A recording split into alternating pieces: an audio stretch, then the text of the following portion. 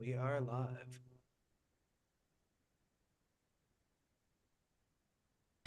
Listen, when you're at the bottom, people call you the underdog. They think you're the underdog, but you're at the bottom. But we going straight to the top. Straight to the top. Today, we kings. I'm a king, sometimes I feel like I'm petty. In the pits, living my dream. I don't think that they ready. Yeah. Area 51 podcast right here. You already know what we do. We're going to talk about a little bit of racing, and we're going to talk about pacing back and forth. We're trying to figure out who gonna win and who going to come at the bottom. Let's go. This is Cap Houston right here. Bobby, what you got for me? Good evening, ladies and gentlemen. I am your host, Bobby.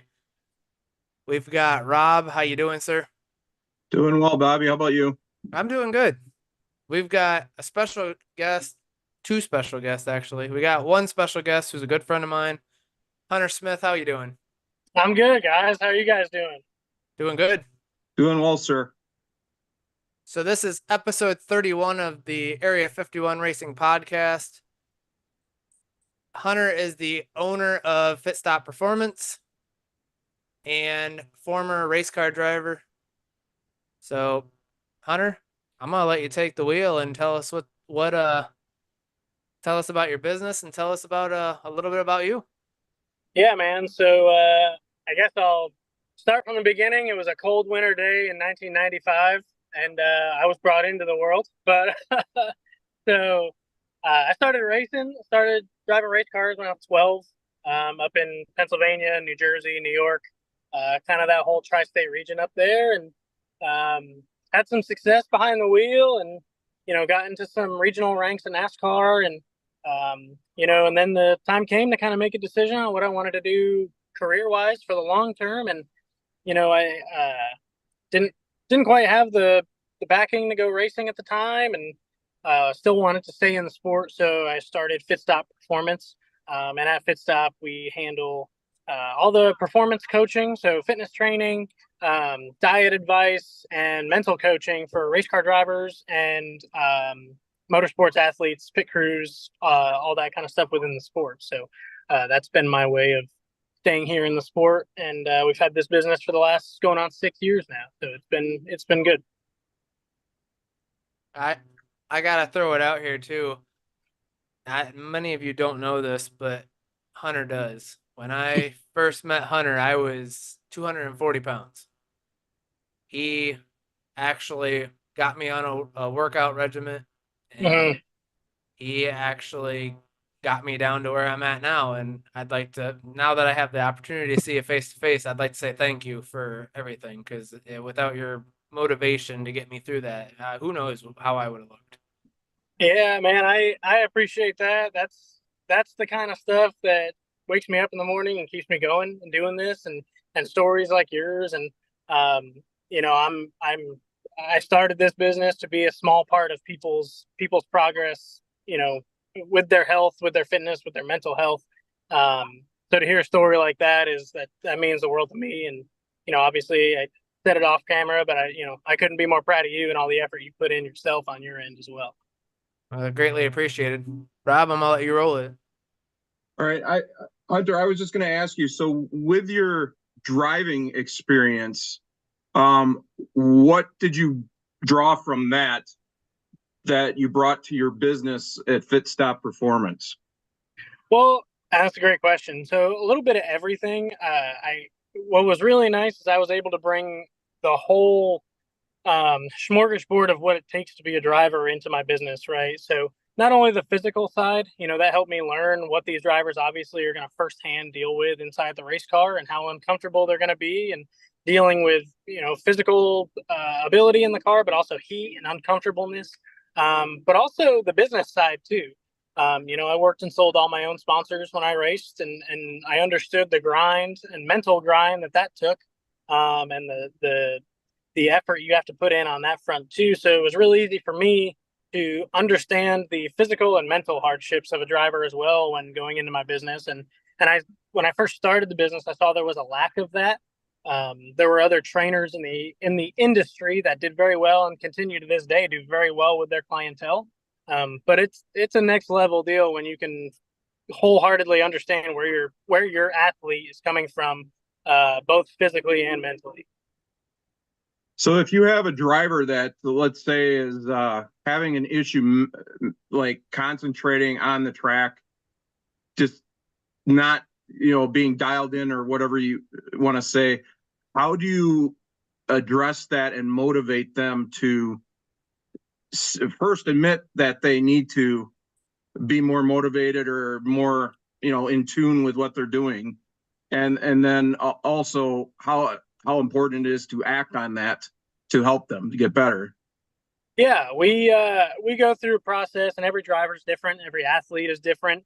Everybody has a different process how they take adversity and how they deal with everything that's going on in their life. Because these race car drivers are not just race car drivers. They're their husbands, their wives, their fathers, their mothers, like their sisters, their brothers. They have a lot of other stuff going on outside the racetrack too, and then tackle in everything and everybody that relies on them at the racetrack: sponsors, team owners, pit crews. There's a lot that comes down on a driver's shoulders or a pit crew member's shoulders. So it's really just diving into that and teaching them and teaching them how to compartmentalize, right? And say, hey, when we get to the racetrack, let's take what's going on at home and we'll put that in one cubby and we'll come back to that later. The biggest thing is you don't ever want to ignore anything. You don't want to say, hey, well, let's just not think about that. You got to think about it, but you got to be able to turn it off for a while, So just being able to compartmentalize everything and say, hey, this will be important at this time. This is important now. This will be important later, and be able to kind of break all that down. So I'm a medically retired law enforcement officer, and I was in a incident in which I got injured and had to medically retire. Mm-hmm. And I have PTSD from that incident. I'm assuming, a lot of drivers that have been in some pretty significant accidents or whatever may also have some PTSD or something similar to that. I know how hard it is to first acknowledge that as a male, mm-hmm. And second of all, seek out help, but also, talk about it and try to work through it. Yeah. So have you ever dealt with that in your business? Yeah, absolutely. There's a level for everybody where we talk about wrecking and racing, and I'll use it from a driver standpoint first and say it's not about if you're going to wreck, it's kind of about when. You kind of know at some point something's going to happen and it's probably not going to feel good. The benefit to racing right now is our safety has come such a long way, and it's next level compared to where it's been the past few years, and every year it gets better and better. Which is a huge blessing for our sport, but at the same time, nothing's ever comfortable, right? So, knowing it's teaching confidence in yourself, and you got to have confidence in your race team that's putting your car together, and confidence in the people. And one of the biggest things I encourage all my drivers to go do is get to know the people that are working on their cars. I've even gone so far in the past as to go to the race shops that my drivers are driving for, and I don't know these car owners, I don't know these guys, and I will bring donuts in, and that sounds counterintuitive to my business, but just to get everybody to know everybody. I want to learn these guys. I want to know their strengths, their weaknesses, and I want my drivers to be confident in the cars that they're driving. So I think just checking off every box and knowing where you can have confidence, and if you left no stone unturned, right? Like you did everything you could, and you were confident in the people, and that's kind of how you get after it. And it's nature of the beast, and we all kind of accept the fact that at some point we're gonna hit something that probably won't be comfortable, and we just prepare for that. So go ahead, Bobby. I don't know if anybody has been on Fit Stop Performance on Facebook or X or Twitter, but if you do, Hunter posts videos all the time of some of the drivers doing their rehab or training or whatnot, and if you watch them, they're really neat to see. Like I've watched Spencer Boyd doing this thing where he was touching the little thing, and it's like, holy crap! I there's no way I'm not that coordinated, but Yeah, just just to see them guys doing that stuff is really neat. Like yeah. it's the hand-eye coordination that really got me intrigued in watching those videos more and more. Yeah, that's one of our that's one thing that does set us apart from other, basic personal training services to people, right? We're able to work on the mental clarity and the cognitive function of our drivers and our athletes. So to go along with that, I was going to ask, do you, I know that each driver has a concussion baseline protocol. Do you do those evaluations, or is there like a NASCAR doctor that does them, or team doctor, or just, I was just curious who did those. So NASCAR does a test, base mark test with their drivers every year. I also do my own, just for even higher measures of that. And then if NASCAR or a driver suspects they might have a concussion or whatnot, then it kind of goes into their own protocol.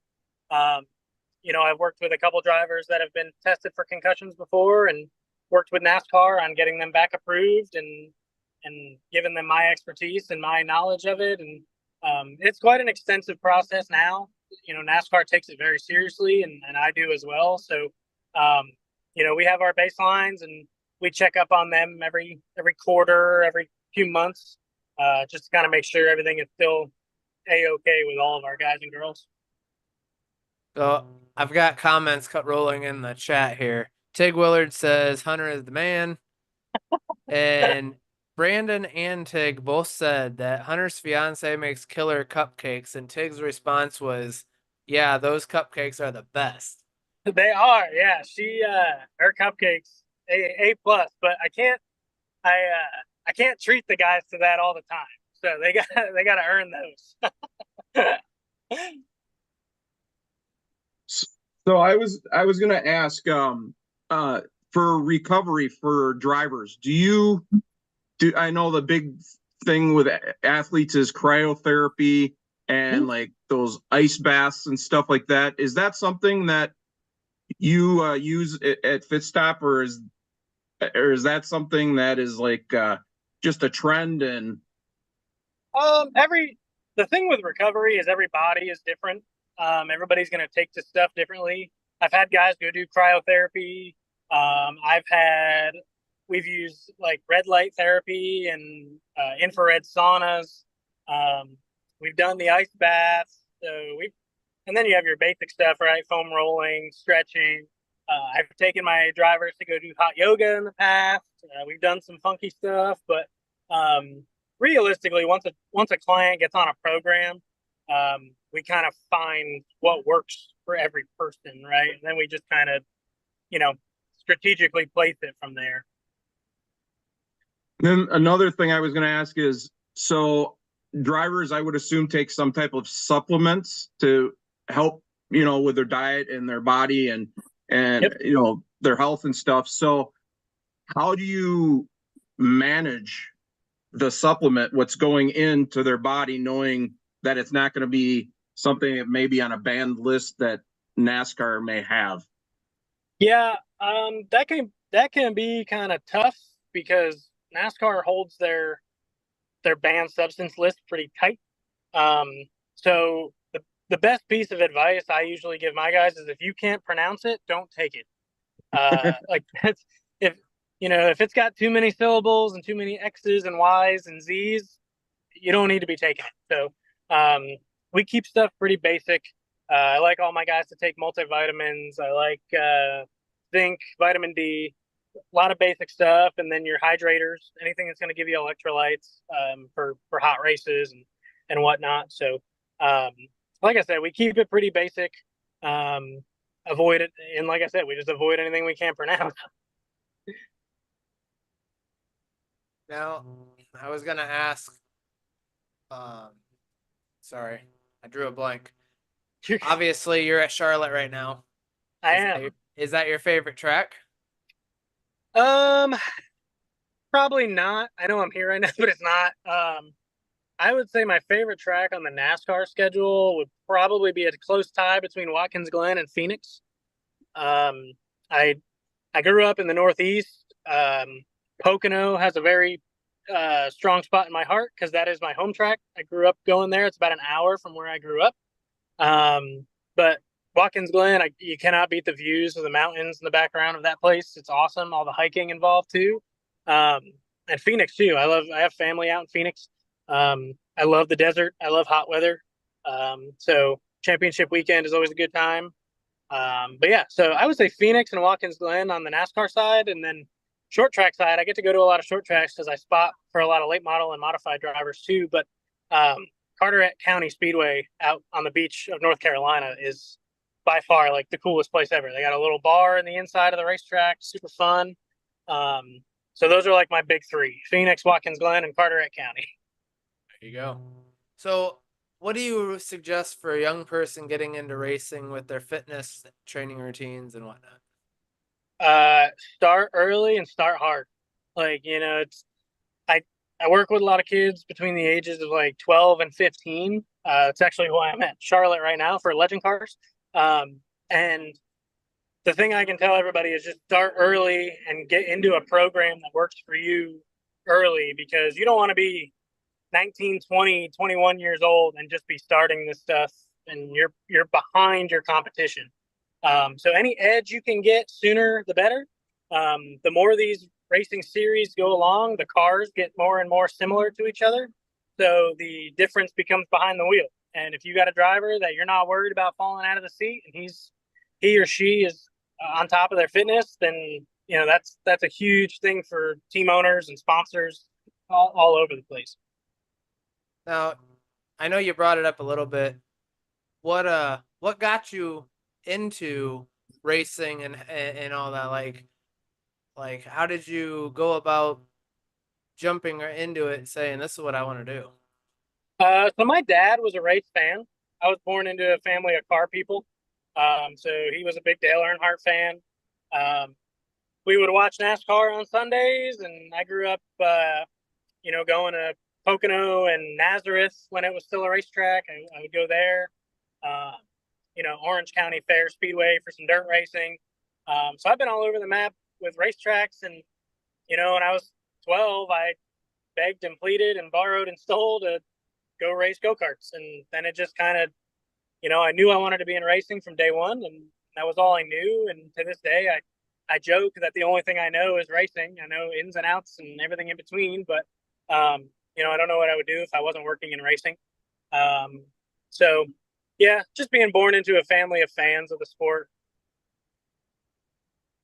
So did you have to go to college to get a degree in fitness or anything in order to do this? Or is it just based on self-experience and being a racer, knowing what a racer needs? So I went to I joked that I went to two schools. I went to the National Academy of Sports Medicine, and then I went to the School of Hard Knocks, and those were my two. So a little bit of both. Yeah, the NASM program taught me everything about the science of fitness. The basic anatomy of human body and muscles and bones and all that stuff. And then my knowledge of the sport and my firsthand knowledge of participating in the sport, has helped me even more be able to apply the actual science that I learned into it. So combination of just experience and also a little bit of schooling through the Sports Medicine Academy.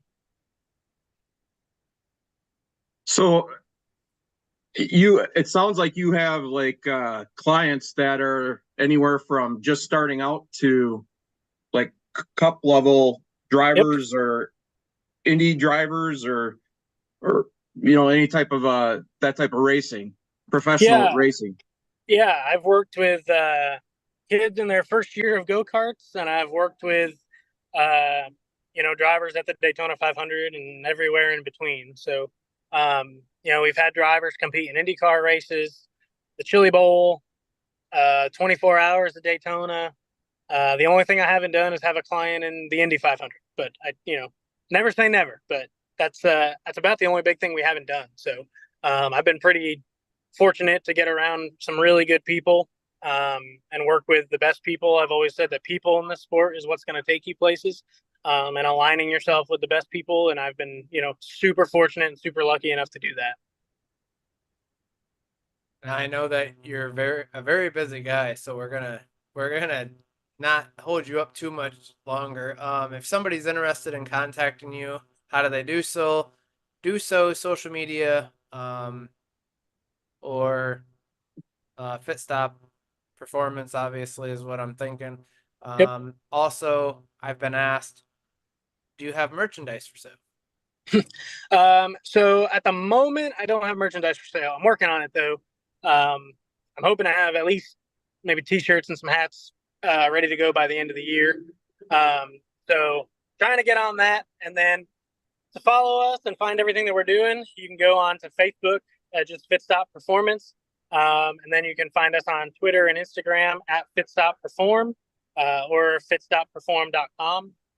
Find all of our info there. If anybody's interested in programs, we do programs for people who live in the Charlotte area. We do programs for people who don't live in the Charlotte area. I got clients all the way out in Missouri and California and all over the map as well. And we do obviously, Bobby, your firsthand knowledge of our online programs and what we do there. So there's no project too small or too big for us. Yeah. So I want to say thank you again for everything you've done, and we'll keep sharing the Fit Stop Performance stuff if you're okay with that. Absolutely. And next time we're at the track, I forgot to message you, but we were going to Pocono. Yeah, I didn't make it up there this year, but if you get to another one, let me know. I'm going to be at Michigan for sure. Okay. Gotcha. So if you're going to be in Michigan, I'll see. My schedule is like on a week by week basis, so I'll keep you in the loop. Okay, yeah, just let me know, and then I'll if you are going to be there, then I will shoot you a text, and we'll get together and maybe do a live or something. That'd be awesome. I'm down. All right. Well, I appreciate everything, and Hunter, you have a great day, and enjoy the rest of your week. I appreciate it. Thank you guys very much. Thank you. Thank you, Hunter. Nice meeting you. You as well. Thanks, buddy. Yep, you're welcome. So I'm trying to get Brandon in here. I don't know what's going on with Zoom, but it is not being friendly today. I've tried to send it to Rob. I've tried to send it to Hunter, and it did not want to work. So now we're going to try to get Brandon in here real quick. Rob, I'll let you start with just kind of start with segment 3, and Okay. I will try to get Brandon in here. Okay. Basically, segment 3 is the Xfinity Series race recap for Jeremy Clements Racing, brought to you by Action RV. There was no race this past weekend because it's the Olympic break. So I saw on social media Jeremy was getting some well-needed relaxation and time with his wife and child, and they were spending some time at one of his best friend's house. I know when we were in Pocono, it was mentioned that Mark Stetzer and his wife were going on a cruise to get some relaxation. And then I saw Jeremy recently in an article where they interviewed the owner of Wings Etc. It was a newspaper article, and he mentioned that in the break that the team or the shop crew were working hard on the cars to get them ready for the second half of the season. So there are 13 races left in the season. Trying to remember if there's I think 4 races left before the playoffs. I believe 3 or 4. Yeah, 4 or 5, I believe. Or maybe, yeah. So either way, hopefully we can get Jeremy to get some good luck and park his number 51 Chevy in Victory Lane and make the playoffs this year. Got to break this cycle of the bad luck. And but the other, it starts at one track, and that's Michigan. He's gonna go to Michigan, and he's gonna get a win. He's just gonna win it. Yeah.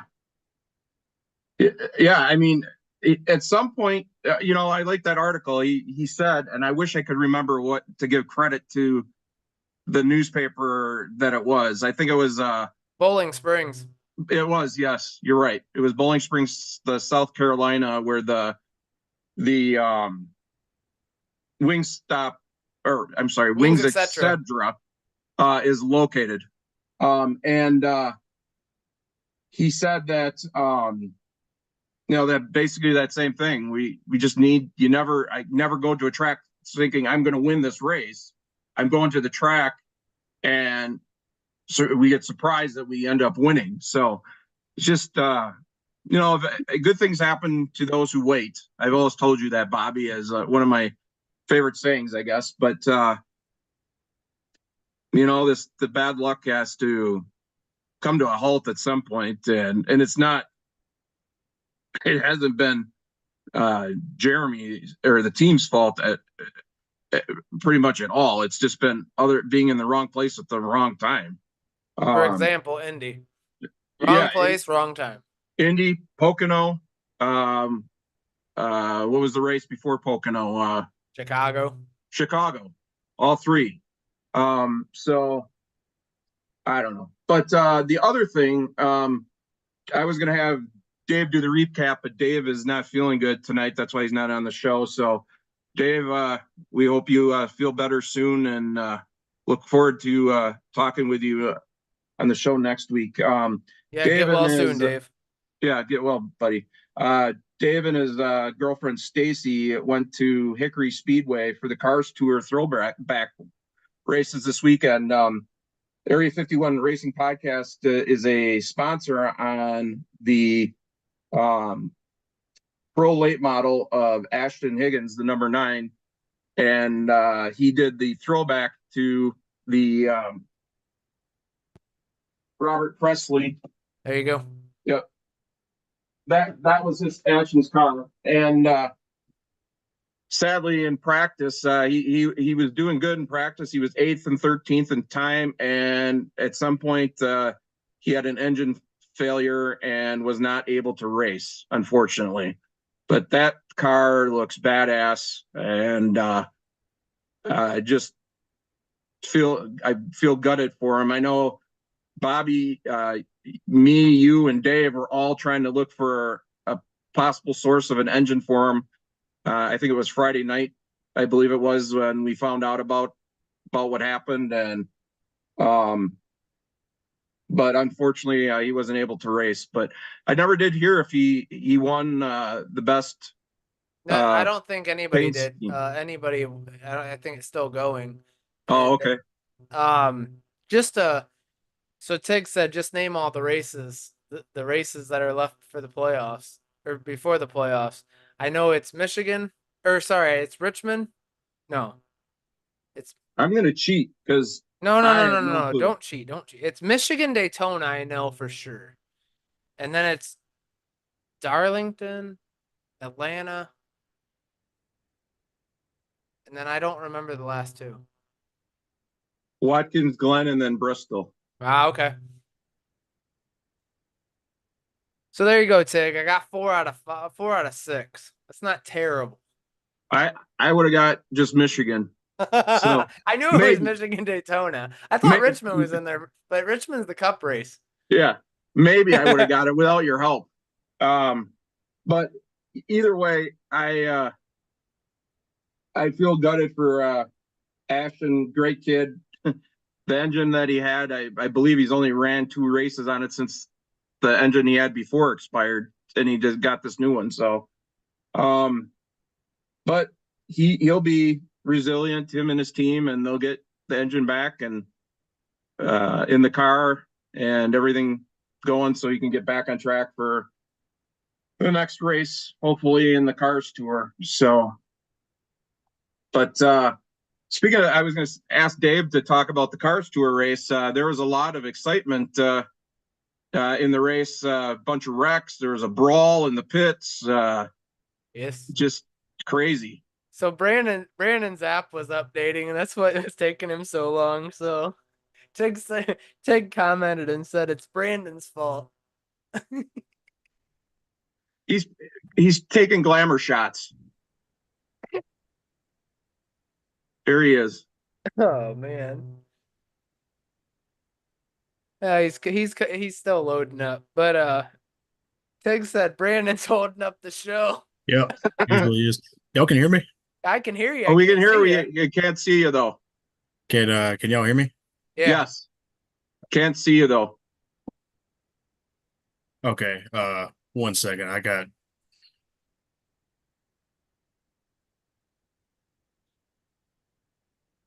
All right. So we this is weird. it is weird. It's coming up your email, which I understand that, but it's like you're like ghosted. Man. He's Black Ops. I was gonna say if you want, try to jump out and come back in, Brandon. Oh, this is weird. Trying to click on the button and see if there's anything I can do to push. Okay, so Let's see. my audio is synced up now, but the video is not coming on for some reason. So not this. So it says Patrick Sorry says he's got to get all prettied up for the show. That's why I said, Brandon, you were doing glamour shots. That's why I wasn't working. And then Tig's over here saying it's your fault, Brandon. Just FYI, you're holding up the show. Oh yeah, that's my lady there. Said I gotta get prettied up. Just that'd be the only person that would know that. It says check privacy setting for the app. Yeah, it's weird because I'm running through that right now and the audio and everything's working. It's just the video. Hold on. So That's what we were talking about while Brandon tries to figure this out was the Hickory race, which was actually I felt bad for Ashton. I really did. The next race he goes to is North Wilkesboro. Yeah. And I watched both races, and hands down, it's really weird, to be honest. The racing that is in Ashton series, those guys seem to take care of their stuff really well. They don't try to wreck anybody. You get to the series that Josh Berry and Boo Carlisle and all those guys are in. Or not Boo Carlisle, but Bobby McCarty. Bobby McCarty. And those guys are crazy. I mean, I was excited that whole race. Like it never went. It was exhilarating the whole time. Like I was really shocked at how the race went. And then you get to the last lap on the last corner and dude dumps him and gets disqualified. And Bobby McCarty ends up finishing second. Brian said, "Come on, Brandon, get it together." I can tell you exactly where Brian can go. He's probably out on his boat on Lake Norman. Yeah. He's off meeting the president or something. Oh boy. That's probably we're bad gonna get timing, wasn't Brandon it? on the show. Man. Yeah, exactly. Yeah, we need to get him on. So Brandon, back out, try coming back in. We'll get you back in. I'm gonna get back to shots. See if that maybe helps. Well, let's see if we can try to get Brandon back in here. But yeah, next Xfinity race is August 17th. Michigan International Speedway. NASCAR is obviously off for the Olympics, which I don't know how I feel about it. That it's a 3-week break, 2-week break, but good Lord, it needs to hurry up. I'm ready for racing again. I want to give a shout out to Anna. If you guys are looking for tumblers, she makes tumblers. Rob's got the other one. I've got one. That flag back there. Yeah, Rob's got a flag in the corner of his. We've got the Area 51 Racing Podcast stickers. They are $8 if you were looking for them. They are vinyl. We are also looking at having 3-inch cutout stickers, the ones that actually have the line that is right next to it. You just peel it, stick it to whatever. Those are going to be sold for $4. So if you're interested in those, let us know. We're all the stickers, both ends. Proceeds go to the podcast to cover Zoom and Podbean and everything that Rob, Dave, and I do. I want to give a shout out to all the fans out there that have been working with us. We can't thank you guys enough. I'd like to give a shout out to Tig and Brandon, Brian, everybody, Beth, Jeremy, everybody that makes this possible. And Tig, yeah, I agree. He said Brandon is an amateur. Just an FYI, Tig is on the show next week with us. So we're looking forward to talking with him. I am going to give you know what? We're going to go through and just do our intro or outro thing. I'm not going to end it, but I'm going to get everything done while we're waiting for Brandon. If you guys are looking to get t-shirts, stickygears.com. Purchase one of our Area 51 Racing t-shirts. Matter of fact, I just bought one for Adrian's cousin and got them delivered, or it'll be here tomorrow actually. And all that money goes directly to Jeremy Clements Racing to keep Jeremy on the track. Also, like I said, the stickers. We have Gale Beard Products, who has jumped on board with us. They are a partner of Area 51. If you are looking to go to and get some beard butter or beard balm or whatever, go to galebeard.com, place an order at checkout, enter the discount code Area 51 and get 15% off your order and free shipping. And guys, remember, as Mattman put in my little card, remember, guys, make them say it. Golly. And we've got Brandon in the building. That was unnecessarily difficult. All right. Well, All right, so I gotta ask one question and one question right now. okay. So this dude posted a video last night and I about died. So in the video, he looks just like I know it's gonna be bad too, but you look just like the country music singer when you did that video. That's what I was afraid of. I seriously had to watch the video, and I went I back and I said, can't, "Jesus, you look just like Luke Combs." Elena's always trying to get me to sing, but I promise you, I can't sing. Nobody wants to hear me sing, so don't even get on that train. I think So we I- heard you sing it in Pocono. I don't think you did. I think What we happened? did downstairs. What y'all do to me? So I even messaged Brandon and I said, "Oh, you're doing commercials on the off on your break." I am a avid whitetail advocate, actually. Yep. As we're speaking. I love them.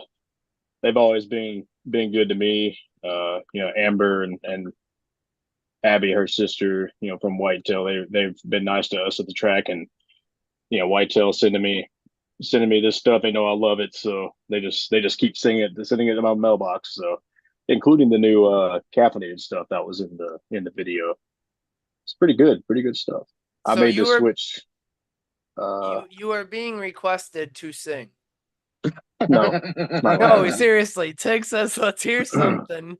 Brandon says, "No one's Hey, supposed to know that." You can't sing. Sorry. Vocal cords, the way they're set up, I can only talk in monotone. I didn't get the special singing ones. Oh man. Maybe we'll get you at Michigan. Good luck. So maybe Uh, maybe good luck. you guys can all like sing as a pit crew together. You guys make like a little band. Yeah, okay. Okay. I think if any of us could actually sing, it probably is Tig. I don't know why, but that is it's coming across. He kind of comes across that way, like he's kind of a closet singer. He sings in the shower by himself, and is like actually kind of good, but doesn't ever actually tell anybody. I could see that. So you were last on episode 16. How's things been? Honestly, I I mean, mean, y'all seen the results of the track, you know. yeah. Yeah.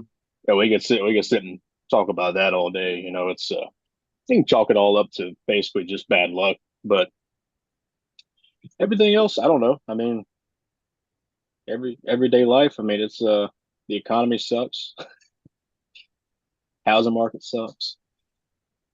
I don't know. My as far as me specifically, my back's good. You know, well, let's say as good as kind of the chat that keeps taking my attention away.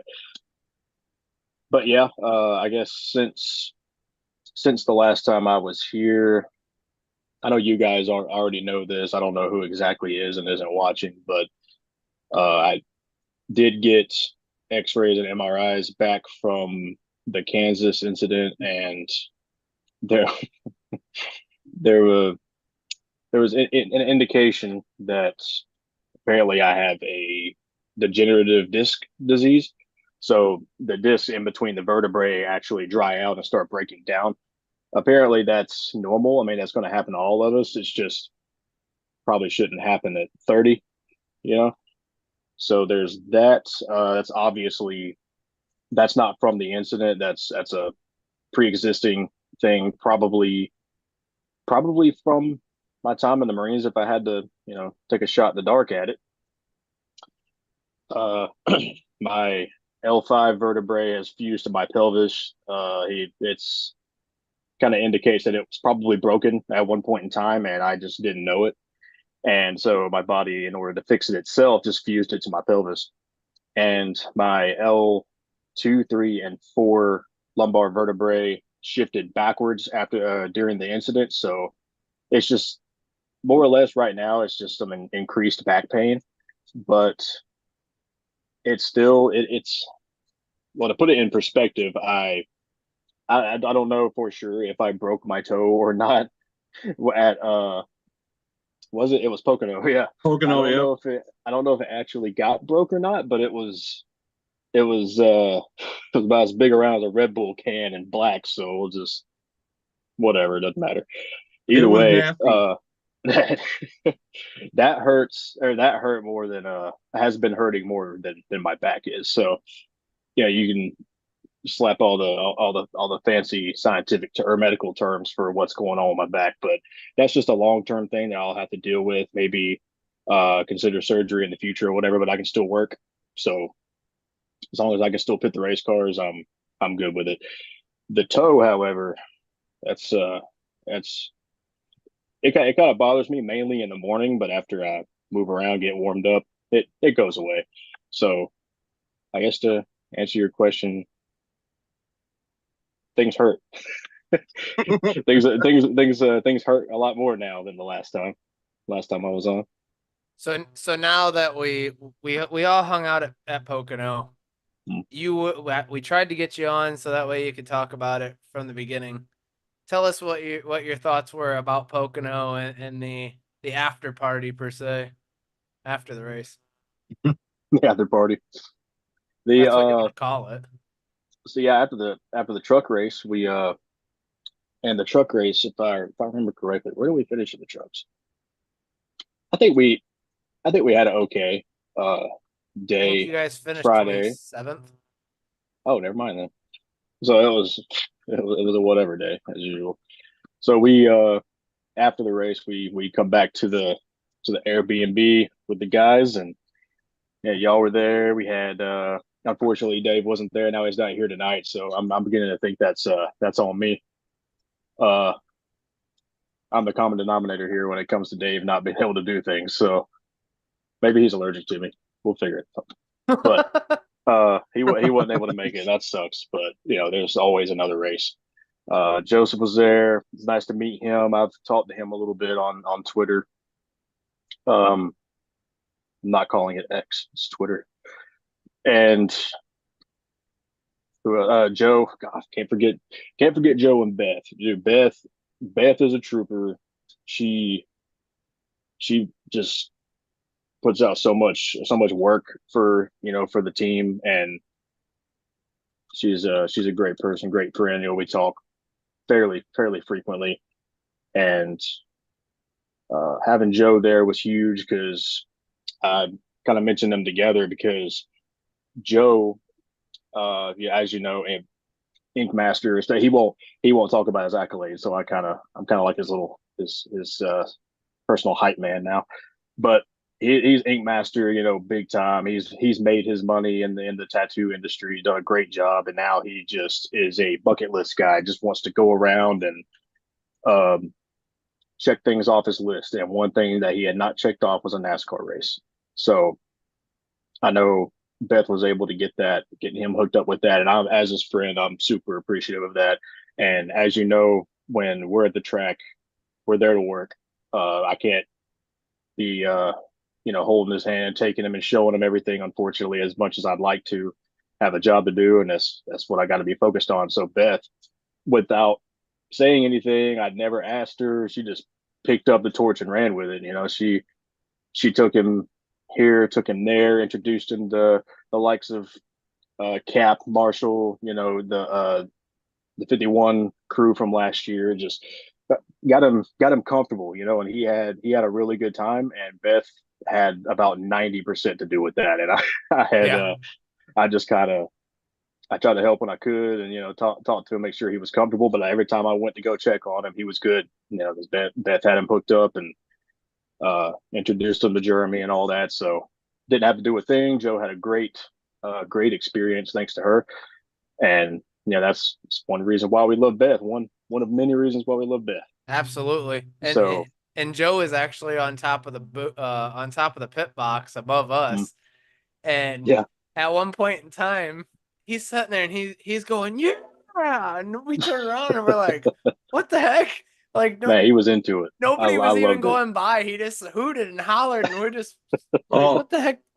You could tell he was loving it. It was like just he was having the greatest time. I was going to say Beth seems like she's the team mom per se. Absolutely. I think I don't know. I think the team does have a team mom already. I think that's Jeremy's mom, but Beth is like the team. I mean, at the track. What would I say? Well, sure, yeah, we could say that, but then she'll say we're making her feel old, so we'll call her the team heart because she keeps things lively and happy. She reminds us, every day that we got friends everywhere and blessings everywhere. So just a great all around person, and yeah, her doing that for me was a huge deal, and that I feel like there's. That experience though that Joe got needs to be far more accessible. And as if I'm remembering correctly, I think you used to be able to buy, I guess like the equivalent to a VIP pass or something near it. I don't think you can anymore. You can't. You can't anymore. You can't because people were taking advantage of it and they were selling them for like 3 times the amount they were, and they were making the money NASCAR wasn't. And then there was issues with, of course, people getting in that weren't supposed to, and there was a lot of stuff that was going on. And there was one, I don't know, there was a group that I was in on social media where the guy actually got a hold of different teams, and then he would hook the people up with that team to get like a VIP pit pass. And he ended up, from what I understand, getting sued by NASCAR as a result of that. So, and that's pretty much, that was like maybe 3 years ago, I think. Yeah, something like And- that, if I'm not And mistaken. that's when everything was, you got to go through a team, and the team has to submit the information, and everything's got to be verified. Yeah, well, it's a lot of unfortunate. politics involved these days. No, if I could rant a little bit, what aggravates me even more than the fact that it's not accessible for the standard fan is minor passes. They irritate the hell out of me because I got a little brother, Hayden, who is still underage, and he likes to come out to Talladega. It's my home track, our home track, and as soon as the green flag drops, NASCAR officials are on the hunt to kick out minors. They got to be back behind the fence. They can't get the full experience. And that's always rubbed me the wrong way, because then we go somewhere like Indy where security is this huge deal, right? Like we've had a yellow shirt, Indy yellow shirt dive on the hood of the car because we tried to just zip through, without showing our hard cars because we were in a hurry. And they take their job very seriously. But then we have minors that are able to hang out on pit road and get the full experience, which is cool. But why are they not kicking people out? Not that they should. It's just, why is it so? I don't know why I'm asking why. It's a super inconsistent sport when it comes to rules and what you can and can't do. But then we go somewhere like Talladega where it's very open, very safe. Indy is very, very compact. Pit road is super, super small behind the pit boxes. It's arguably dangerous for a minor because big pit boxes and tires, heavy stuff, and we saw, and we actually ran into a couple things too. There's no room.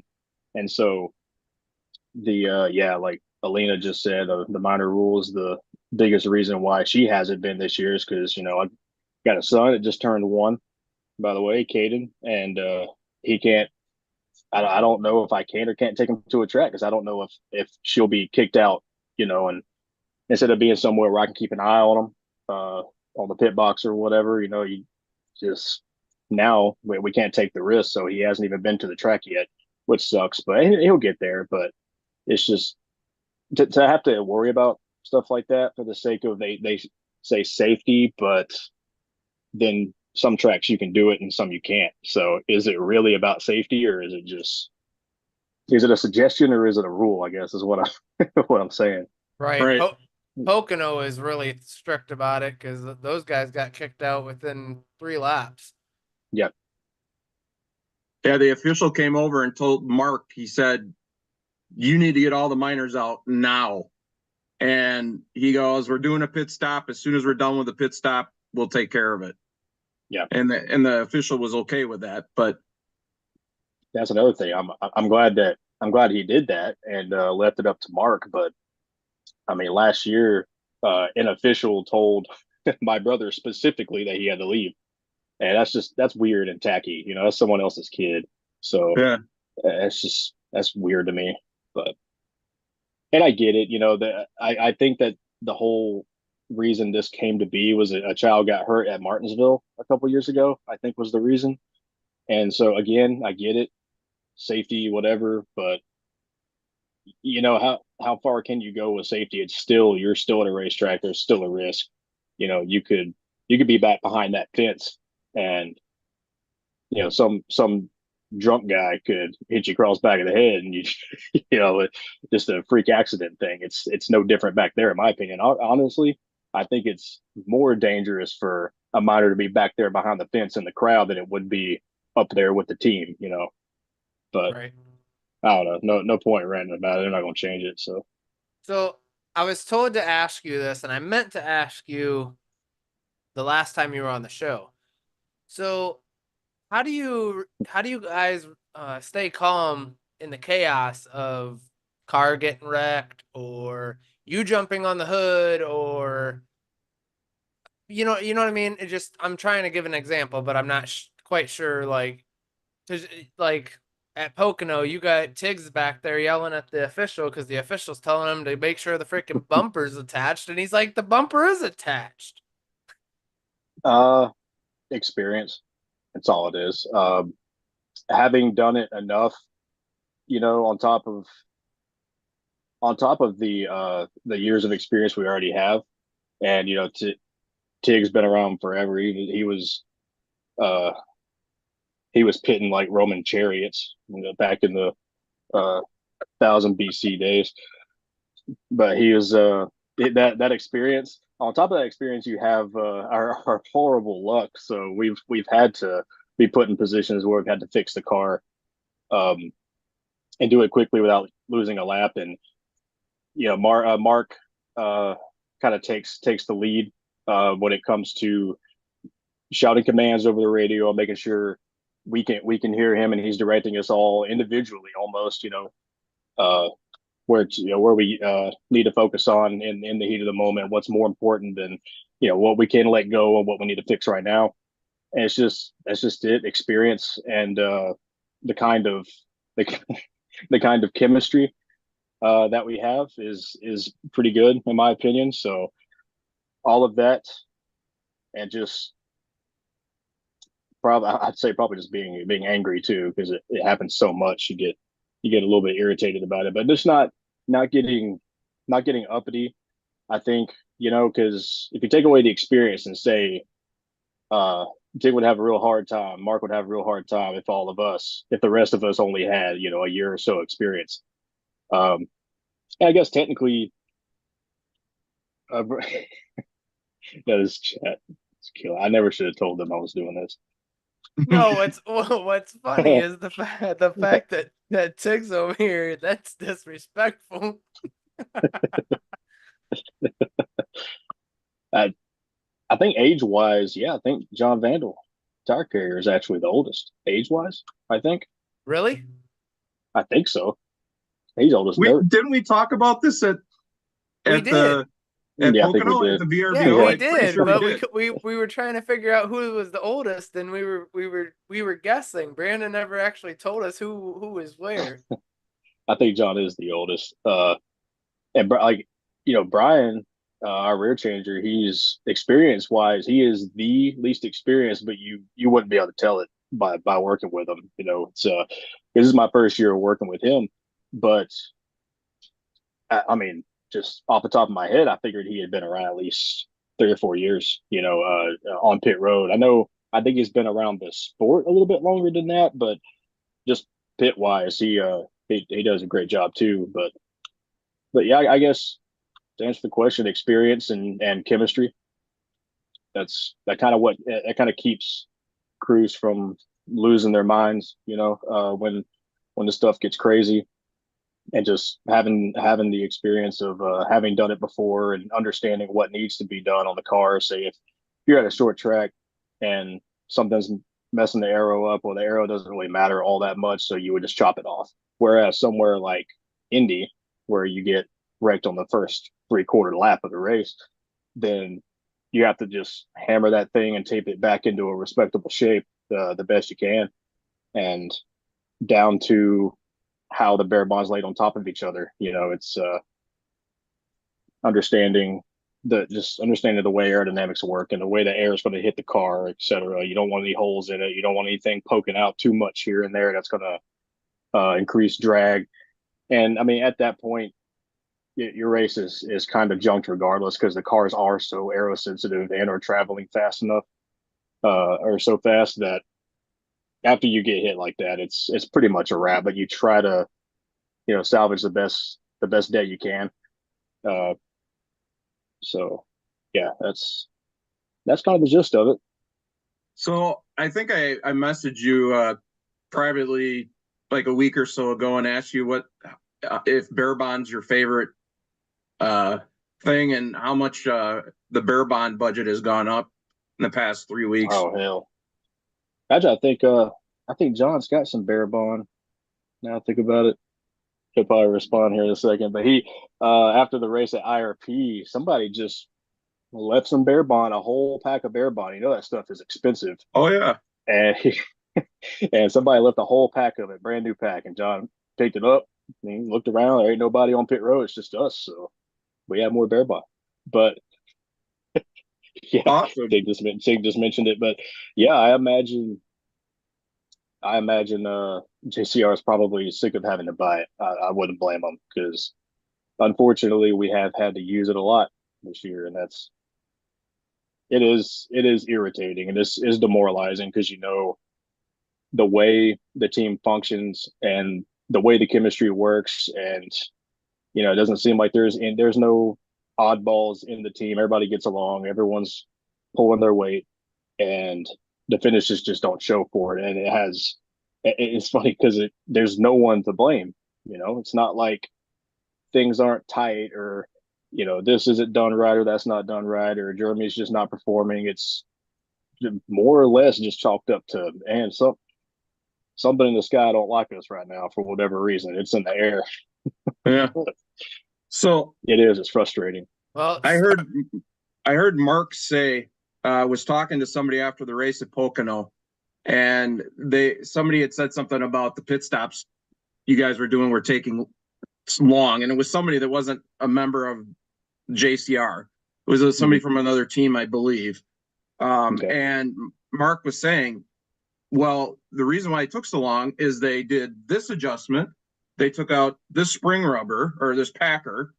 They did an adjustment, a wedge adjustment. They changed the tires. They bare bonded. They put fuel in the car. And, that stuff takes time. And you guys still, stayed on the lead lap. It was like, a lot of people don't realize we were fortunate enough to sit on the pit box and see it firsthand, right in front of us.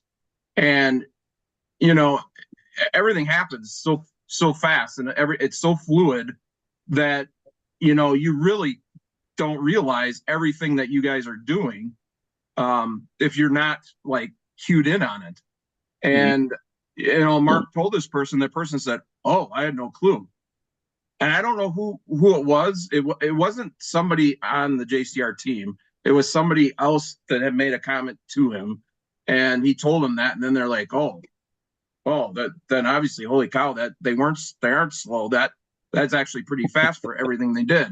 And I wish I would have known or heard, knew who that was.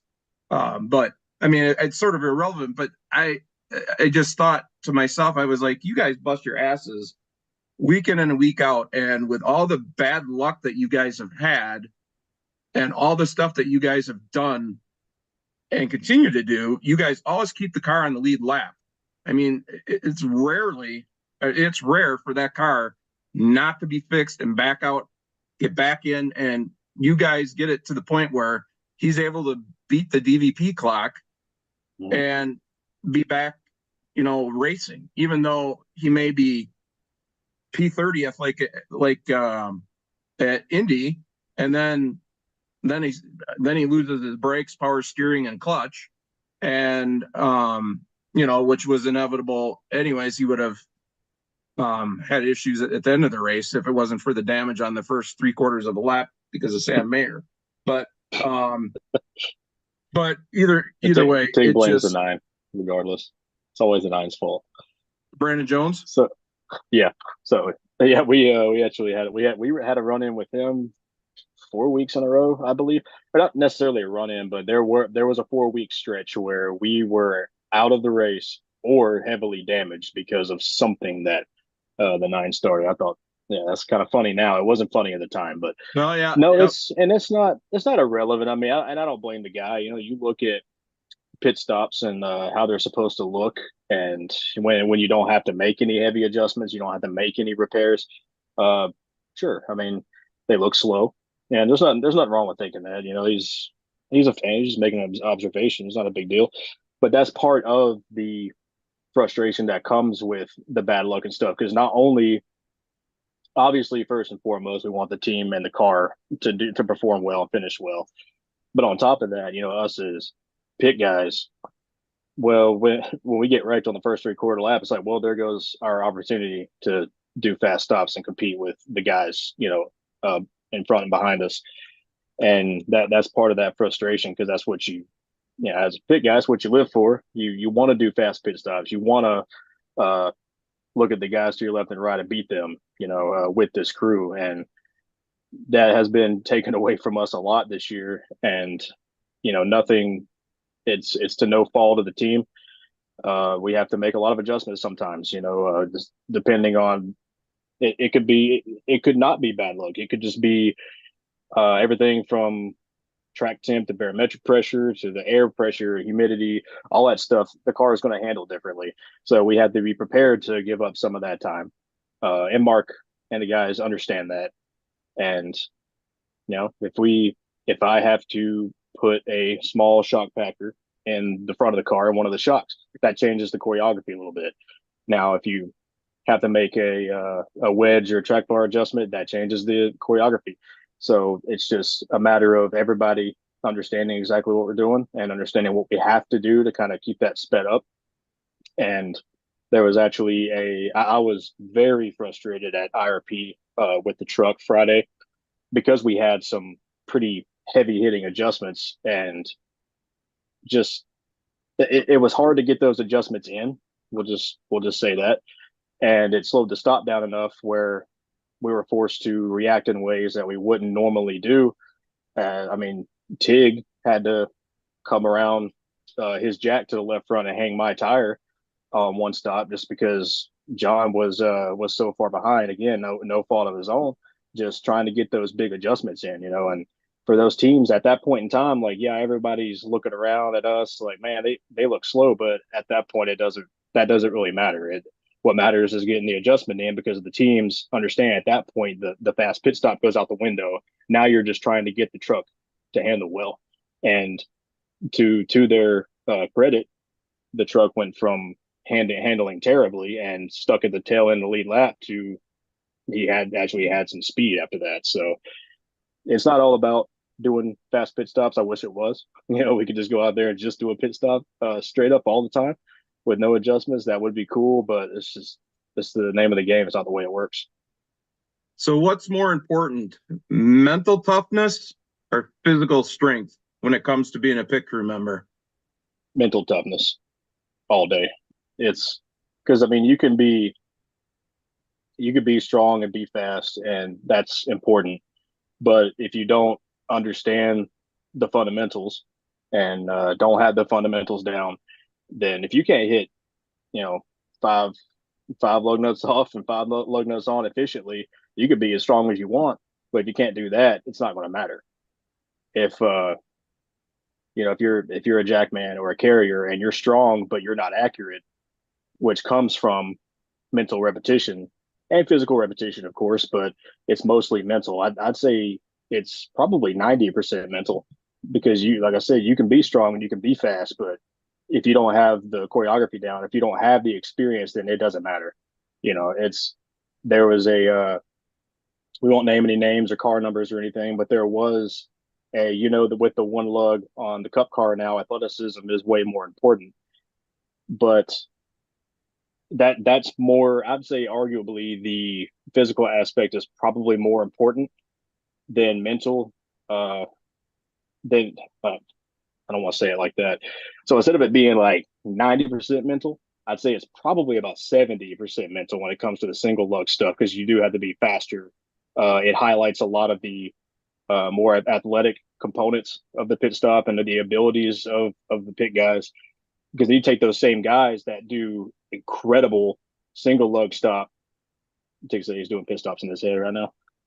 If you take that single lug stop, that could be a 9-second pit stop, and then you go put them on a truck that they've never pit before with a 5 lug and the fenders are tighter and they've never done that, it goes out the window. And it happened during a race, and it was kind of it hurt to watch, because this driver and a pit crew in question, the driver was very colorful on the radio. And this is a very, very good one lug crew, but you put them on the 5 lug stuff and they drop the ball big time. So it's a matter, it's 90% mental, and that really does matter when it comes to the 5 lug stuff. And it does with the 1 lug stuff too, but I don't have a ton of experience there, so I can't talk too much on that. But Now, I was gonna say John and Tig both said mental also. yeah, I was reading that. I think pretty much anybody would probably tell you the same thing. It's mostly mental. Well, everything's based on muscle memory. I mean, just like when you're in the military, you're training, with firearms or whatever, it's all muscle memory stuff over and over again that you rely on when you in high stress situations. So, Yep. So I know a question that Adrian was asking, and I meant to ask you this so that way you could tell her, but I'll have to show her the video. But she wants to know how you guys hear Mark Setzer on the. I know you guys have like ear things that tell you like hearing protection or whatever that you can hear Mark. But I was trying to explain it to her, but I'll let you explain it because I'm not quite sure how you guys have your hearing in the helmets. So we all have radios, and we have what's called ear molds that fit into our ears like a head set of headphones. They probably seal a little bit better than the standard set of headphones, so it blocks out a little bit of that extra noise. But I mean, I'll reach down and turn the radio up before a pit stop because Mark will make audibles in the middle of a pit stop, and that goes back to that experience and mental thing. When I was less experienced, I wouldn't hear anything over the radio because I was so focused and in the moment, adrenaline's pumping, trying to do my job. I wouldn't hear anything that was said, but having the experience and being more in tune with the way a pit stop works, you look and listen for those visual and audio cues, and Mark talking is one of those audio cues. If for example, if we're on the right side of the car working, I can hear Brian's pit gun in the rear, kind of hear his cadence that he's working at. And if I'm tightening the lug nuts on the right front and I don't hear him tightening up on the left, when I get up, I may take a peek back there to see if I missed something, missed an audio cue. Maybe I need to back it up a little bit so that I'm not, just going in blazing on the left front, just situational awareness. And if we're on the right side changing tires and something comes up, everybody else starts making audibles up and down pit road, Mark might say, forget it, 2 tires. At that point we have to change it all in our heads that we're not doing 4 tires now. So I'm going straight back to the wall and getting out of Jeremy's way so he can peel. And it's one of those audio cues that you get used to listening to. You become more in tune to it with experience. So he can give us commands over the radio that we'll hear and hopefully hear, and that we'll make the adjustments necessary. Also, if I could interrupt real quick, Jessica has said hi twice. I've not said hi, but she's dealing with some stuff, so wanted to let her know that we're thinking about her. Yeah, I'm glad she made it and in. prayers, Jess. Yep. Sorry for your loss, Jess.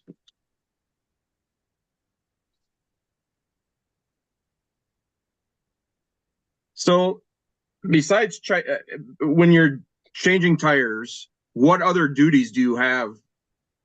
Like, besides just changing the actual tire, is there anything else that they have you do during the stop? I mean, obviously you put in a packer, remove a packer.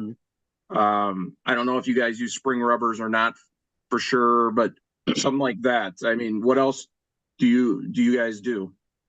That you would typically have spring rubbers in the rear, and for those that don't know, it's more or less just a like a crescent made of rubber, crescent shape, where it's usually set up on that spring so that Brian in the rear, as soon as he pulls that tire, he can reach in and pull one of those out or push it in if need be. And it just, like you said, it takes time. It it tacks on time. And of course, that's all decided before the pit stop, 99% of the time. And so we will all communicate that amongst each other that Brian will have a spring rubber either on the right rear or the left rear, in or out. So in the fronts, I make shock adjustments. You can make shock adjustments in the rear too, but you can open or close a shock. You can use a packer, what we call a packer. It's a little aluminum piece of varying thicknesses, and that helps get that splitter up off the ground. So if Jeremy's dragging the splitter real hard on the track, we can put one of those shock packers in there, pull the tire off, lean in, stick it in that shock, and when he goes back out, it'll keep that splitter from bottoming out on the track. It'll keep it up off the ground. And sometimes we do things like, I think at Pocono we did this. We needed some brake tape off the brake openings, so the air comes through those openings and cools the brakes. Sometimes you want those taped off for increased downforce, but the brakes will get hotter. So if he's having some brake fade, we can go in there and take some of the tape off of the front valence. And so I'll do that sometimes. I did at Pocono. We had normally John, the tire carrier, could grab that as he comes around the car, but John was making a adjustment in the rear of the car, so that changes the choreography. I will grab those, and it's going to make the pit stop long, but it needs to be done. So I'll grab that brake tape and rip it off, and then continue, about the pit stop. I've had to do some various things depending on who's doing what. We don't typically have to worry about tear offs unless Jeremy decides in the middle of the pit stop he needs it, then we can reach up there and rip it off after we're done. Cleaning the grill, things like that. Typically, John will take care of that too at the tail end of the stop, putting tape on, taking tape off the grill, etc. One thing you kind of look for as a changer is tire clearance, regardless, because we could have not been in a wreck, but somebody could have clipped Jeremy, pushing nose in a little bit, and it not seem that big of a deal to the driver or crew chief. But you want to look for those things anyway, because you could change the tires and there's a noticeable rub there, and he could, go back out on the track. And of course, the tire guy and Mark will look at the tire guy, Dave. He'll look at those tires after the race or after the pit stop and see that tire rub. But if we didn't fix it, we kind of need to do our due diligence to make sure that's fixed before we send them back out there. It's just, again, experience is part of being an experienced crew, an experienced member, and a valuable part of the team. Those little things like that you need to just kind of be looking for as you're doing your job. So it's just another layer that you have to worry about. I can't really think of anything else. That's pretty much it. Making sure, tires are under control and not going into other pit stalls. We bring the tire back to the wall, and we'll make sure it makes it back to Tony and not somebody on a different crew. Penalty, making sure when you pull that tire, sometimes before a race, I'll take the tire out. And if I think the pit road might be sloped one way or another, I'll set the tire out there, bounce it around a little bit, make sure that it's not just going to roll off on me. And if I feel like it's going to roll a lot, then that changes the choreography again. Pulling the tire, making sure I set it at an angle where it's not going to roll, or make sure I give it a little bit of a bump to make sure it's on its way back to the wall. So I always know where that tire is, and that's pretty much it. So I remember at Pocono, the official and one of the pit stops, you guys, it was John's the gas man, right? Austin, this is brother. Or Austin, I'm sorry, his brother. So Austin and I think it was you and Brian were still on the track after Jeremy left in the pit box. The official said something, gave you guys a warning. What was that about? I don't remember. Maybe because they're Tig reminded me. I do have another layer to my job, and that's making sure Tig doesn't beat up other crews. But I don't. Maybe they can help me out in the chat here. I don't remember what that conversation was. I might have just flat out not listened to them. I don't listen to, because I remember you turned around and you hightailed it to the wall, and Austin was standing still there, and I think everybody was still out. There's 4 people out, I think, and then that's when the official came over and said something. Oh, he warned you guys. He said there was too many people over the pit wall, because it was right after Jeremy got wrecked, and they said that that's a warning because there was too many people. Oh no, it's not a warning. That did happen. We did supposedly have too many over, but that, again, that's another layer you have to worry about, is making sure you don't have too many people going over to work on damage repair. And we usually do a pretty good job of that. I don't know for sure exactly what happened there because our counts were right. We made sure that Austin stayed back so that only 5 guys were working on the car. I don't understand that. We did get the penalty for it, but yeah, they're saying that was because Jeremy cut our neighbor's box too close. Uh, it's a safety violation, so we didn't get a warning for that either. That was a penalty, but that's just that's part of it. You're gonna have that every now and then, and he might have had that penalty, but Jeremy's actually he's the best getting in and out of the pit box that I've seen. Period. So he can have that one. That's when I don't give him hell for that. But there is a orange line painted on the corners of the boxes at the front that you probably saw while you were there. The drivers aren't allowed to cut those corners off beyond that orange line, and I guess he crossed over it a little bit. Now, most professional sports have random drug and PED testing. Does NASCAR do that for crew members and drivers? Yes, definitely.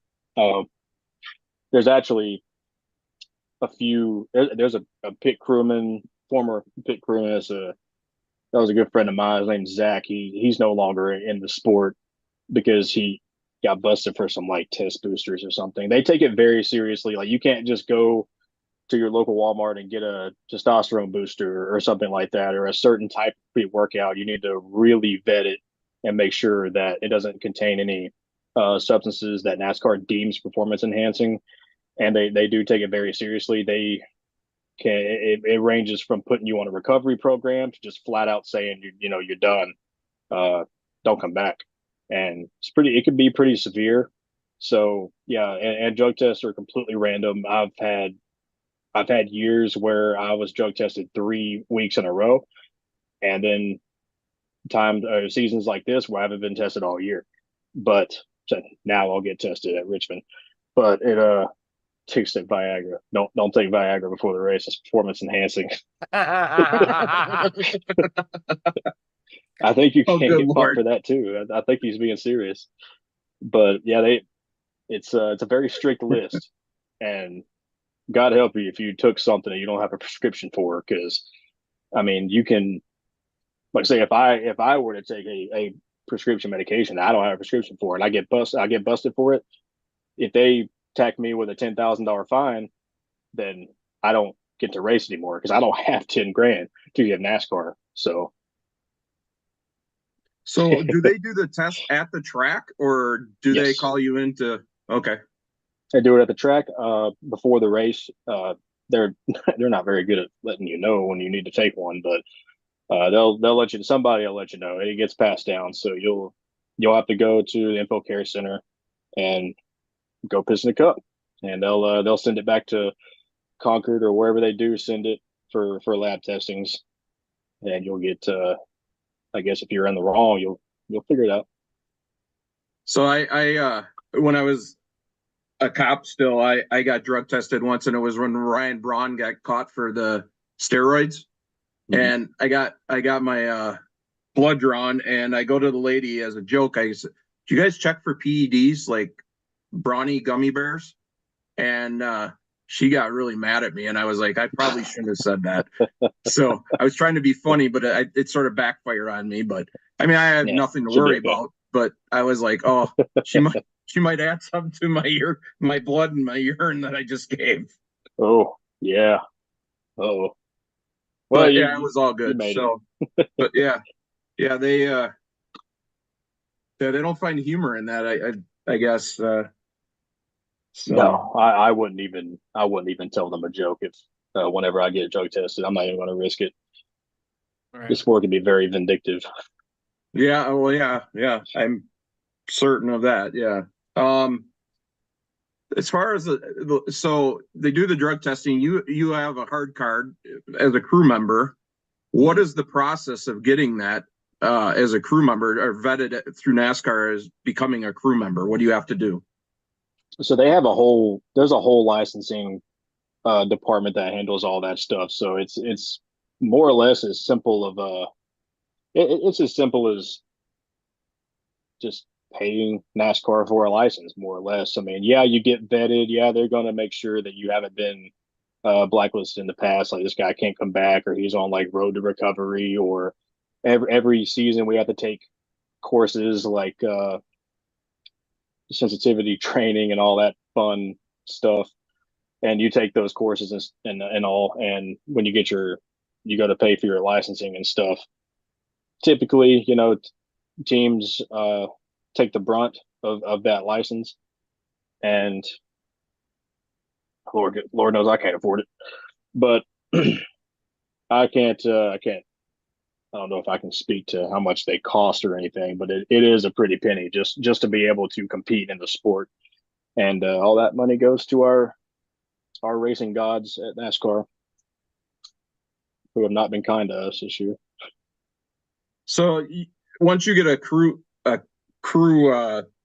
license in NASCAR, is it for a specific series, or can you pit for any level? Yes. So if you get a Cup Series credential, that applies for all 3 series, and so forth. So if you get an Xfinity specific crew license, then you can't pick Cup unless you go back in and get a Cup license.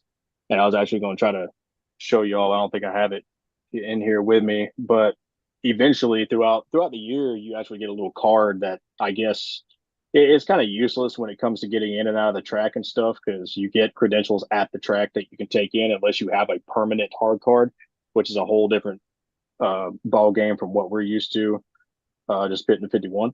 But yeah, that little card, it's kind of like a congratulations, you're a member card, I guess. It has a little member ID and everything. You can sign in to NASCAR's member portal, where you can look up. They have a plethora of information, race to race on there, from everything from like tire notes to track maps and stuff like that you can access. And that's more or less it. But you get that little card, and I mean, it doesn't really do anything but collect dust. It just sits in the wallet, and then at the end of the year, I put it up with the rest of them, and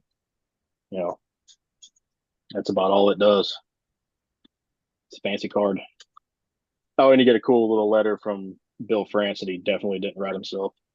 Bill, Bob, whatever, Junior, the third, whoever it is. Do you get a little rules book with it too? I know when I was in the Whelen All-American Series, the NASCAR thing, as a crew member, we got the card, and then that came with the little NASCAR rule book. Oh yeah, the mods. Yeah, it was like, what was it, like 4 pages? No, it was. I wonder if I have it up here. No, I don't. It's downstairs. You guys never seen the portal? Interesting. I just saw it the other day. That's what just made me think of it. But I guess the Roman Empire didn't have the members portal back in his day. He said he's never seen it. The Trojan war horses. You know what we should do is have all of you guys, all the whole pit crew on at the same time, and it will be like the Brady Bunch. That would be a disaster. We have all these boxes all the way across. That would be insane. That'd be a disaster. I think that would be off the rails. I think if we had a setup probably with like some multiple cameras and somebody that can actually work them, and we sat around at a table, that'd probably be way safer. Right. Except then, while we're talking trash, we can actually reach each other, so it might not be safer. We'll see. It'd be entertaining, that's for sure. It absolutely would be entertaining. That is for sure. So I gotta ask. Let me see the tattoo, because how's it healing? It's healed up good. I mean, it's still pretty. I'm having some drying out issues. That's just my skin. So it's the bottom of the flag here. It'll stretch up, and I think Joe had it where when you get to the stars in the flag, it'll break up into asphalt, just kind of representative of the job and just do things I love. I was a Marine, so we'll have the American flag and then the asphalt breaking up for NASCAR. He said he wanted to do like a lug nut falling in between the cracks or whatever, falling into the lava. So it'll be a really cool piece after he's done with it. This is about 5 hours worth of work that he did that night before the or after the truck race at Pocono. And yeah, John said we'll have to sign NDAs. That Probably that right. was a that was a Probably right. long night. It was. I do not regret it at all though. That was a No. lot of fun. Definitely want to do it again. But he will be hopefully he'll be well, I know he's coming to visit is it next week? Richmond? It is next week, right? I Yeah. think. So next week he'll be coming to visit just to, meet the family, Elena Now, and Richmond's Caden. Cup race. Cup and trucks, yes. Yes. So where he wants to completely finish the outside that weekend, next weekend. So we'll see how it goes. So hopefully it'll have See a it in better Michigan. healing. Yeah, it'll be a better healing process before Michigan because I won't be immediately out in a fire suit because Right. that did cause some problems. It was I do have a little bit of scarring because it was tough to take care of, and yeah, truthfully, I'm not very good at taking care of myself sometimes. So it did heal good for the piss poor treatment I gave it, but Well, Joe does a great job. So I do Yeah, want to. I was gonna say I do want to throw out if you're looking to look at Joe's stuff, it's www.phillyjoe21 or 215.com. He's on Instagram, Facebook, and X, Twitter, whatever. Brandon, I'll let you kind of talk about him. I mean, you've known him for a hot minute. yeah, and I could actually we go on all day about where no Tig, I didn't use numbing cream. I thought about it. I did give it some thought and was like that sounds like a cheat code I could get on board with. And Joe was like, actually no, because some people have had bad reactions to the numbing cream and it has like it's increased scarring or bleeding. I'm not really a bleeder myself, so I don't think I have to worry about that. But he said the numbing cream did cause some issues in some people, and he's like, if you want to use it, we can. And I was like, nah, I'd rather just not use it. And it hasn't. I mean, it hasn't been bad yet. We haven't gotten to the bad stuff yet. So it was. I didn't really need it, but That right there, buddy. That is the yeah. most tenderest spot I've ever had done. And then in here. Well, I flat out told him to avoid the elbow. We ain't doing it. We're not Dude, doing the elbow. it's to the point. My arm like locked like this because it hurt so damn bad. I'll let him. I'll let him venture in that area, and we'll see how I do with it. But it should be fine. We might just do the elbow anyway. Say the hell with it. But yeah, Joe. I met Joe. I'd really like to start doing this again because I used to work with a nonprofit called Save 22. They're kind of big in the sport. They've sponsored a few cars from Mike Harmon to BJ McLeod and some other cars. They love the sport. They dabble in F4 racing, Formula 4 racing. I worked on a couple Formula 4 cars one year with a guy named Johnny Moe. Actually was on his podcast back then called Straight Talk. Johnny Moe Media. He's actually in DC right now, vouching for veterans' rights or advocating for veterans' rights. And being a Marine, the 22 a day epidemic is the problem of it's veteran suicide, and it's a big issue. It's estimated that 22 veterans a day commit suicide, and that's a huge unacceptable number. Any number is unacceptable, but that's ridiculous. So I thought, I had a platform on TikTok at that time, yeah, 400,000 followers, something like that. I still have them. I just don't really use TikTok anymore. But I'd like to get back into that because I was very passionate about it. It brought a lot of veterans to the track, having that partnership with them. And those guys wanted to do a nonprofit event at Philly Joe's tattoo shop. And I had talked to him for a little bit before this, but I didn't really know him. And so I went to this event with the Save 22 guys, and it was a great time. We had uh, Lord, so many people to talk about. We also had we were doing a leaving a memorial rock there that I carry a memorial rock with me to some of the races. I'd like to start dabbling in that a little bit more again, but these memorial rocks were made for a soldier named Eric Ward. His father and mother, Brian, uh, his father Brian and his mother. Oh my lord, that's embarrassing. I forgot her name. I haven't been in contact with them for a while. I need to get back in touch with them. But these rocks we would take to these different racetracks and stuff and leave them. So to not get too far off, we had one of those rocks there, and the Save 22 guys and Philly Joe, we all kind of we colluded and had a great time. And he did some ink work and showed at his shop and talked about his experience with Ink Masters. And nowadays he just he does tattoos for movie directors, movie stars, soccer players, NBA, you name it, he's tattooed them. So that's kind of level he's on now. He's outgrown my shoes for sure, but great guy. We that was probably oh hell, that was probably 5 or 6 years ago, and I was pitting Mike Harmon's or not Mike Harmon's, or it was Mike Harmon's car, but Kyle Weatherman and Bailey Curry were driving them then. And so I drove up to Ben Salem near the Pocono Mountains to be part of that. And that's where I formally met Joe. We've been friends since. I've watched him travel the world, and he does nothing but spread positivity. He loves to sit down and talk to people about basically anything. If you're excited about it, he's excited about it. He just loves to see people happy and smiling and doing what they love to do.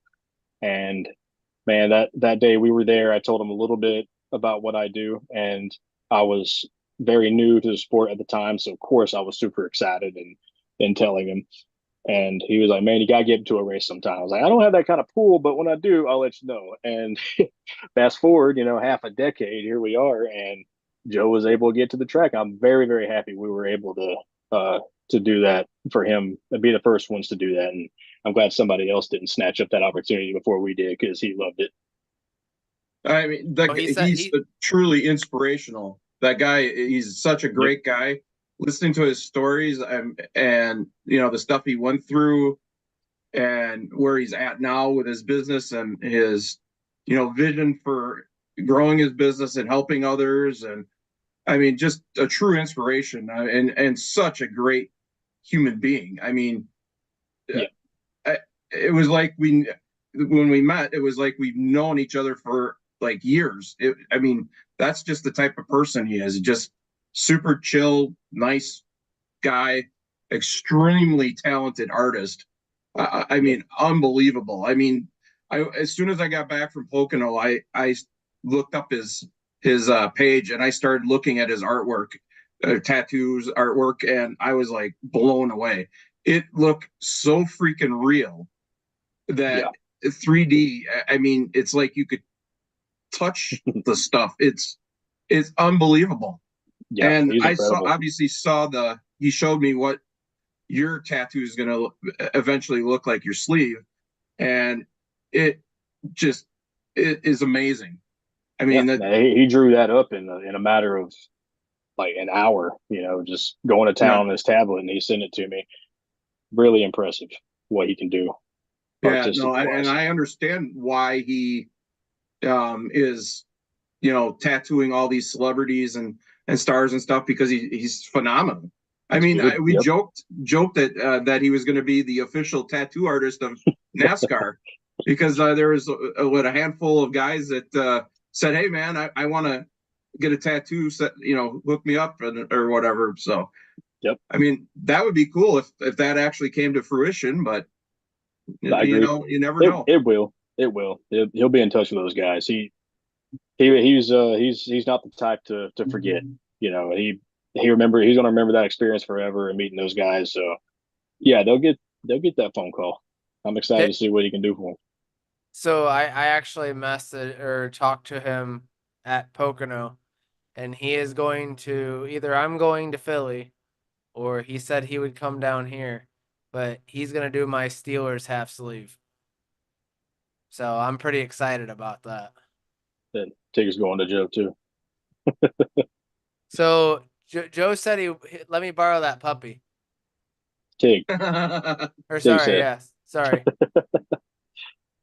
His name's Sonny. It's a long-haired dachshund. So Brandon, I don't want to hold you up. I know that you're a busy guy. Um, I greatly appreciate you being on, and I guess I'll see you in a couple weeks. absolutely. You know I'll be there. Yes, sir. I hope. So yeah, I just wanted to say thanks again, and we had a great time at Pocono, and we're looking forward to doing that again. Yeah, for sure. Yeah, I mean, I appreciate it too. You know, it was a great time. I know the guys enjoyed it. Joe enjoyed it. I enjoyed it. So yeah, no Yeah, thanks needed. We all loved it. that was a lot of fun meeting all you guys and hanging out, and yeah, that definitely was really cool. So definitely want to do that again. Yep, 100%. And also, Right. you made it back for your son's first birthday, so I it did. I was worried about that. it looked like it went well, even It though did. your toe, you were in quite a bit of pain. But yeah, happy birthday to your son. That's a big milestone. 1 year old. Next thing you know, well, I think you said he's starting to walk already. He's running now. Yeah, it's like Yeah. overnight. geez. Went from walking to running. Yeah, so I was gonna say, just wait till he gets mobile. You're gonna be all over. Yeah, yeah. And just so Tig's gonna be on next week. Okay, So just awesome. just an FYI, so you can be on I'll be in the harassing chat him. talking trash. Yep. Yep. So thank you, Brandon, Yep. and Thank you, sir. we'll talk to you soon. Yeah. Thanks, sir. Brandon. Good seeing you, Absolutely. buddy. See y'all later. See Yeah. ya. Take care.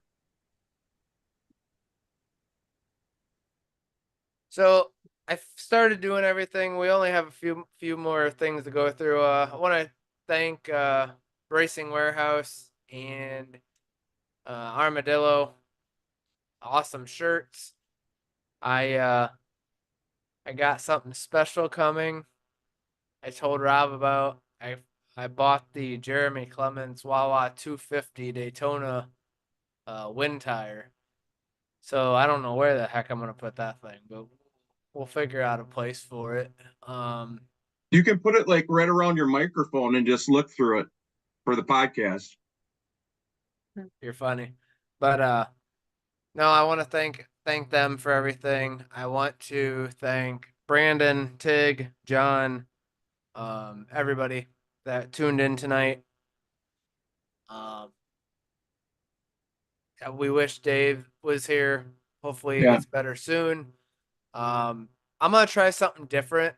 So Rob, bear with me for a sec. Okay. I've never done this, so we're gonna give it a shot. But I want to thank our partners. And I came up with this partners logo, and I'm hoping it works. I can't tell if it works, so we'll give it a go. I can see it. It looks good, Bobby. So this is the Area 51 Racing Podcast partners. I'd like to give a shout out to Spartan Waste, Alliance, Action RV, Matman Designs, First Pacific Funding, Fox Sports, Spartanburg, Fly Inform, Impel Union, Anna Mora Designs, Jeremy Clemens Racing. I can't thank you guys enough. Surefit Companies, Nordic Logistics, Booze Pops, High Speed Auto, Gale, Elite Towing and Recovery, Runner's Roost, Wings, etc., and Whitetail Smokeless. I like I said, I really appreciate everybody that has jumped on board with us. Can't thank you guys enough for everything.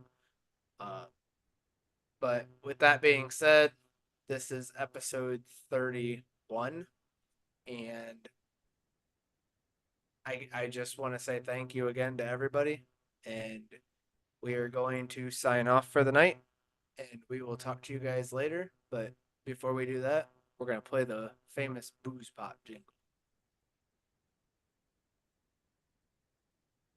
It's a veteran underdog ice cream truck. Booze Pop, baby, it's Booze Pop, baby. Bringing people together. One Booze Pop at a time. Let's go. We're gonna rock out with our pops out, baby. It's the only pop that keeps you warm. You can rock out till go to boozepop.com.